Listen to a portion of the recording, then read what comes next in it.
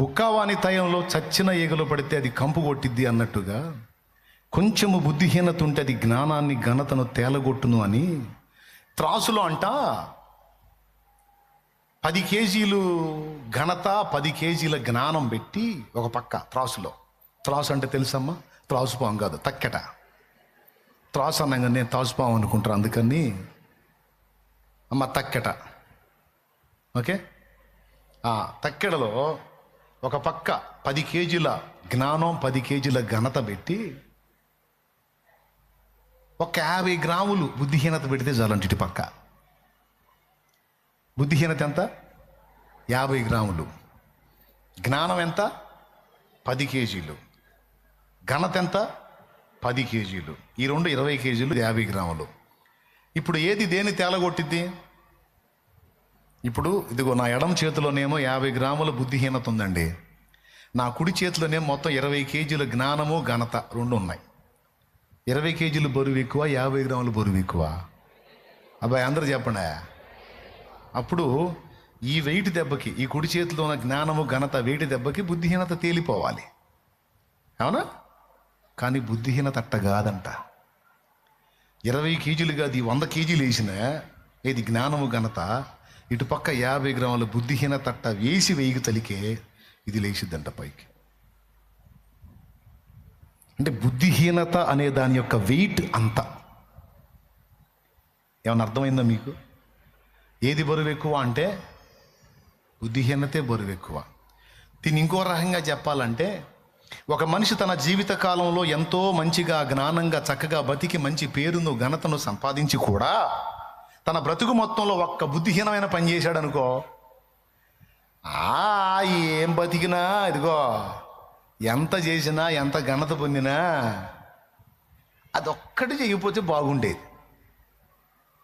ఆ ఒక్క చోట తేడా పడ్డాడు, ఒక్కటి బుద్ధిహీనమైన పని చేసి చెడ్డ పేరు తెచ్చుకున్నాడని ఆ ఒక్కటే అంట.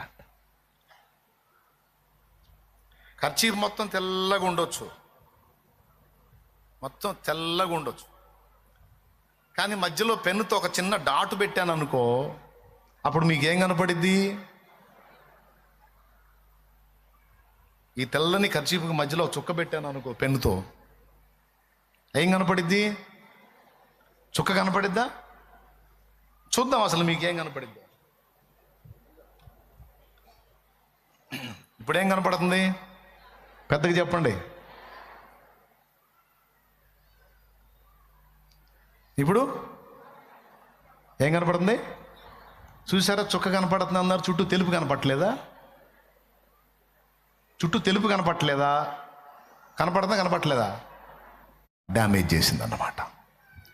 బుద్ధిహీనత ఒక చిన్న చుక్క లాంటిదే, కానీ ఆ చిన్న చుక్క లాంటి బుద్ధిహీనతను మనం కానీ చోటిస్తే ఇంత పెద్ద తెలుపుని కూడా అది దెబ్బ కొట్టిద్ది. ఇప్పుడు అర్థమైంది మీకు, అవునా?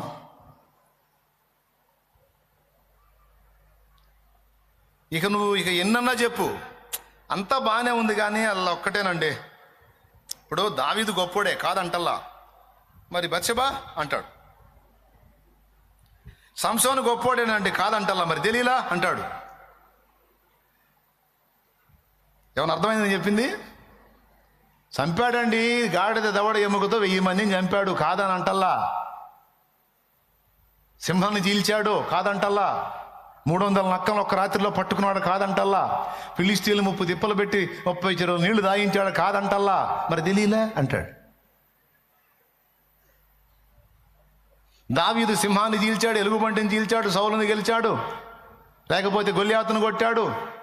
అబ్బో పెద్ద పండితుడు, సంగీతకారుడు, మంచి సింగరు, రచయిత, దీర్ఘదర్శి, ప్రవక్త, యుద్ధవీరుడు, శూరుడు, దేవుని చిత్తానుసారమైన మనస్సు గలవాడిన టైటిల్ పొందినోడు, అన్నీ బాగున్నాయి. మరి బత్షెబా? మరి ఆమె సంగతి ఏంది అంటే, ఇక్కడ జ్ఞాని అయిన సొలొమోను పరిశుద్ధాత్మ ప్రేరేపితుడై చెప్తున్న మాట ఏమిటంటే, అదే బాబు, కొంచెము బుద్ధిహీనత ఎంత గొప్ప ఘనతని జ్ఞానాన్ని కూడా తేలగొట్టింది నాయనా. ఘనత కంటే కూడా, జ్ఞానం కంటే కూడా ఎక్కువ వెయిట్ ఉండేది బుద్ధిహీనత, దానికి చోటు ఇవ్వకుండా జాగ్రత్త పడండి అన్నాడు. అందుకే మనం బుద్ధిహీనం కాకుండా బుద్ధిమంతులమై ఉన్నట్లు జాగ్రత్తగా చూసుకోవాలి. ఎప్పటికప్పుడు దేవుని దగ్గర అడగాలి, దేవా నాకు బుద్ధిని దయచేయము, జ్ఞానము దయచేయము, నాలో ఉన్న బుద్ధిహీనత బలహీనత తొలగించుమని దేవుణ్ణి వేడుకోవాలి. దేవునికి స్తోత్రం కలుగునుగాక. హల్లెలూయా. మన బుద్ధిహీనత మన బలహీనత, ఇంకొక రకంగా చెప్పాలంటే మన తెలివి తక్కువ తనం వాడికి ఆయుధం. అజ్ఞానం ఒక ఆయుధం. సంబంధిత అంశాలను గురించిన సబ్జెక్టు మనకి లేకపోవడం సైతానికి ఒక ఆయుధం అయితే, తెలిసి కూడా కొన్నిసార్లు మన తెలివి తక్కువతనంతో మనం చేసే పనులు సైతాని గడికి ఆయుధాలు అవుతాయి. వాటినే తీసుకొని దరివేస్తుంటాడు మనకోడు. ఏం చెప్పాను? మన తెలివి తక్కువతనము వాడికి ఒక ఆయుధంగా మారిద్ది అని చెప్పాను నేను. అందుకే మీరు చురుకుగా ఉండాలని దేవుడు మాట్లాడుతున్నాడు. తెలివి తక్కువతనంతో ఉండొద్దు, చురుగ్గా ఉండండి అని. ఇప్పుడు తెలివి తక్కువతనం ఏందో మీకు అర్థమయ్యేటట్టు చెప్తాను నేను.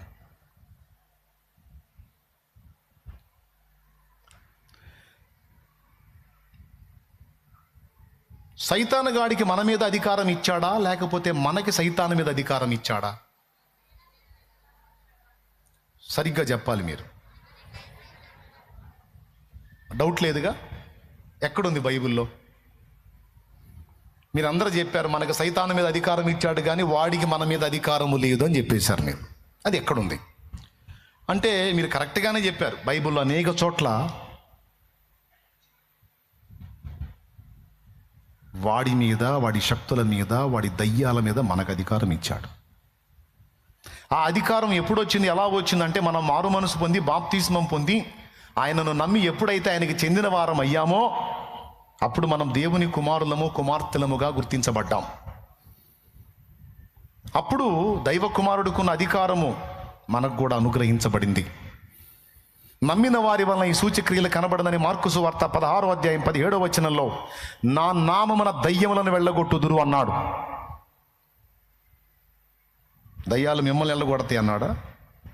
మీరు దయ్యాలను వెళ్ళగొడతారు అన్నాడు. మార్కు సువార్త 16:17, మార్కు సువార్త 3:13, మత్తయి సువార్త 10వ అధ్యాయం 1వ వచనం, లూకా సువార్త 10వ అధ్యాయం. ఈ రిఫరెన్స్ అన్నిట్లో శత్రు బలం అంతటి మీద మనకు అధికారం ఇచ్చినట్టు దేవుడు మాట్లాడాడు. గట్టిగా కొడితే గట్టి కొట్టు, నీకు అర్థమైతే గట్టి కొట్టు.